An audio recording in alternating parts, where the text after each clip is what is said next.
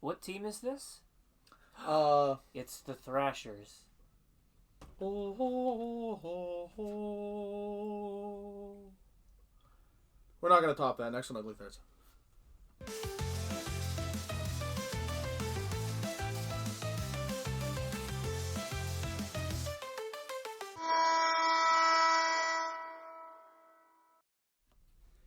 Welcome back to another episode of Ugly Thirds. Today's topic is the Atlanta Thrashers Blueland jersey, rating rarities. John and Shrem, take it away. He's really careful on that rating rarities. He's learned. I had problems with R's as a kid, okay? Thank you. Oh, you're a pain in the R's, all right. Takes one to know one. Anyways, so the idea of the rating rarities is that we are looking at specific rare jerseys because rare jerseys are the backbone of any real collection. What people are aiming and searching to find. And so we're going to look at these individual ones, and in order to make it fun, we devised a rating system, and a ranking of them. Yeah. I guess let's go through our system first. Let's get our Vanna White impressions on. For appearance, how good does it look objectively? Noticeability, if you're walking around arena, would people notice that you're wearing it? The number kit, how good is the number kit? The rarity, can you find one? And the value, when you do find one, how much should you expect to pay for it? So it's out of 50, and then the two of us are averaged to give you a single score out of 50. Phil, do we have that slide on the totals we have thus far? So the Storm Surge is still up top, Dallas Winter Classic right behind that. There's some that are somewhat high, and it's all the way down to the Oilers 1 year at 22.5. Just not very noticeable, and now that they've redone that and Mitchell and Ness, well, that kind of blows it up too.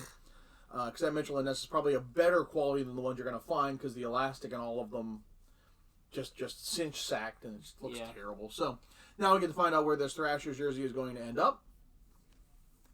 And we did write down our thoughts ahead of time, so we're not going to influence each other. Yep. But let's talk about... so first off, Phil, do you know when this was worn? Do you have that info? No. Serenity I sure now. don't, boss. 2003 until, well, is that So the Reebok CCM one. started So in CCM, 2003. and so 2007 until their epic move to Winnipeg. Which was when... 2011, 2011. Now, he did reference the CCM one. This was the first iteration, and we are not talking about this one. It's got some wonderful underarm gussets. You have the same basic things. And A hemline stripe. That's big. So you'll notice the lack of hemline stripe. And Phil, if you can zoom in, I always talk about this with this jersey. The fabric. People, you're going to have to zoom way in. Like, get in on the fabric itself. That's as far as I'm going to go. Okay, so we'll pan up a bit because we're off the crest. So the fabric is actually navy blue fabric with light blue over top of it. It's the same concept that the Mustard Cat Predators did, but it works because they're the same color family. right. If you want to pan over, the Reebok one is not. It is just properly a light blue fabric. They didn't get anything complicated like that. And I imagine this was a very heavy jersey to wear anyways. So we're focused on this one. Yep. And looking at the appearance, with Reebok, everything was about the future, and they even talk about tucking in the jerseys. So there are no hemline stripes. It just continues on. They did add underarm striping, so it's nice and sleek and onward and yes. Though, interestingly, I might need you to hold a sleeve out of the way. On the front of the underarm piping, there is red and white piping. On the back, there is not. It goes straight from navy to baby blue. A lot of baby blue. Did not realize that until I bought one. I got this one new with tags. Was very happy in the deal I got. I waited a long time for this one. And then, of course, it's Reebok quality, so as soon as I wash this, Atlanta's going to be just white. So, that's fun. Cool. We have the Thrasher bird. Is it significantly smaller because of the template? Yes. Yeah. It also changes from a white outline to it kept it in yellow, gold. And we don't have this weird stitching. Wait, So- what a mess of a franchise. Right, we've beat when we talked about it. This was the one jersey we were missing, and that's the only jersey I need to get yet. Yeah. So I need to find myself a motocross. Probably gonna overpay for it. Mm-hmm. Appearance. I don't love this thing. No, it's terrible. Appearance, I am at a 6. I think there's nothing particularly wrong. People love the yellow, the light blue. So I don't see. It's so drastically different than well, but that's all of their the looks. previous or the other things in the set here. I don't get it. Like, it's like somebody came by and went like, well, what about light blue? And they're like, oh yeah, well, I guess we gotta make a light blue Yeah, jersey. they got the light blue from this. That's where it started. Well, I guess the other. Phil, you want to show your logo? If you want to put down your phone. Worse than the kids. Will you get a phone caddy for you? Maybe one of those pouches that locks. If only the camera were on him. Oh, you got the look. Is he on strike? You got the teacher look. I don't blame you. I haven't heard you ask me for anything. Oh, could you show your logo? Oh, my logo. See if he was just based on context, please. That the baby blue. That's it. That's between the two logos. This arc over top, and then that triangle. We've beaten this team up over their appearance quite a bit. You say give them a thrashing? We gave them a proper thrashing. That they had no identity. Like there was no set identity with this team, and this doesn't help. No, I refuse to go any higher than a 3 in appearance. Okay. Noticeability, though, I'm going higher. Okay, so how noticeable is it? You want to go first? Yeah, I'm gonna go with a 7. So I'm at a 6. You're walking. Well, if you're walking around their arena, well, you're trespassing. But to walk around any arena, people are gonna know. People are gonna comment. People like it. Yeah, people do, but I think we're getting out of that honeymoon period of defunct team. Like, this is going to become so far out of people's minds in the next few years. Unless they put in the 3rd iteration. It's just one of those things where it's not the Hartford Whalers. Same idea with the green. The blue stands out, but people cannot associate with this team the way they can with I think this also muddies the waters. That you have this as well, and people just think they're the same thing. So to wear that one is not any more special than this one. So, number kit. Number kit. So Phil, you're gonna have to show because this is gonna go to EPS eventually. Nope, wrong jersey. Not the slide deck. By Fulu Gillian, but Bufflin. Okay.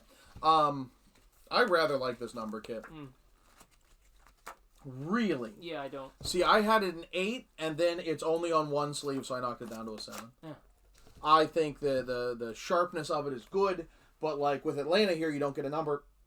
It's only on this sleeve. Right. To me, liked it. It's too thin. Like it doesn't. There isn't that meatiness of a good number kit that you want. It's slightly less than being fine. Rarity. Can you find this specifically the Reebok one? Oh.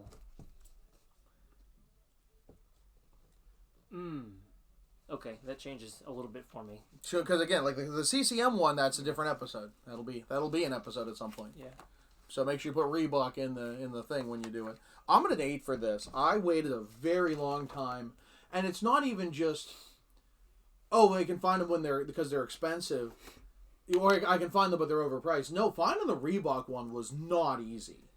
That was a long wait because you'll get a lot of the CCMs, or you'll get some where this is completely destroyed.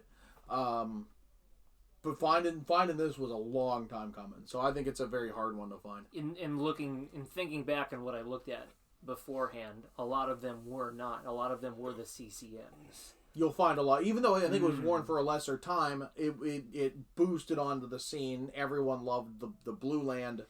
That's where Blueland came from. Of the Thrashers, it's Blueland, like whatever. So the value though. My value's at a 3. I'm at the exact same spot. Yeah. You can get one. You can get one. When they show up, they still don't go for that. I paid $80 for this new with tags. Wow. I got a You good got a deal. Look, again, my thing is that I wait and wait. The patience is there, and when it's not right, it's not right. And I think I talked them down from 120. I think I waited them out a bit and then put in the offer. Yeah, 81 this thing. New with tags. What year? You remember? Last year. Wow. Yeah, no, I have not had this long. And if you wanted a Thrasher CCM, you can get one right now for $70. Yeah, okay. Brand new condition. Like, it's that swirling toilet bowl bird looking thing. Everyone loves it. It's the maroon one, my color. But this one, people lean into the fact that it's a baby blue. Well, and so this was promoted to the road jersey or home jersey. This was the home jersey under Reebok.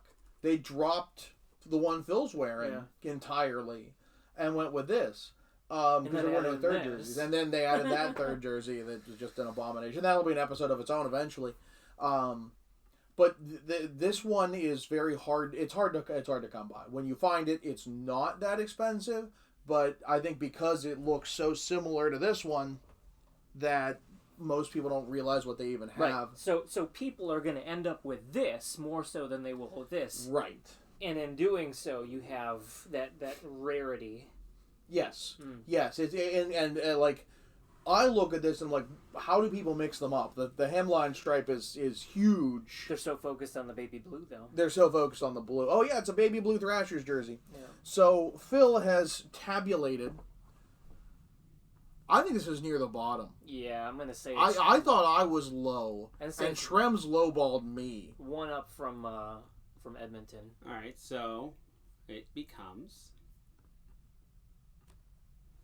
Ah, well, I look at how you did that too. Look at you being clever. So we're ahead of the Leaping Coyote and the Edmonton 1 year. Yeah, I can see that. Okay. Yeah, I'm not upset. I'm upset. The only thing that upsets me about this list is how high that Vancouver Millionaires throwback was. I think the Leaping Coyote, which somehow we didn't put in the rotation, like whenever we did it, and so like we got to make sure it plays before these. That one got way blown out on the rating. I think there's some nostalgia in that. Yeah. Phil, you know you're showing the desktop right now. I am showing my desktop. Yes, I am. Go ahead. I think the Leaping Coyote is a better find than this one, but again, it's because of that CCM one. This becomes a harder thing to find. Yeah. So, all in all, I think it's a pretty decent rating. Let us know how we did in the comments. Do you have one of these? Did you know the difference between the CCM one and the Reebok? And do you think there's going to be a third Atlanta team? Let us know down in the comments. So, he's Shrems. I'm John. Phil, you ready to take us out? Sure. Take us try. Don't forget to hit that like and subscribe button. Ring the bell to get notifications when we post new videos. And come back for another episode of Ugly Thirds. What would you call them? Like the Atlanta Heat Stroke or something? Pecans.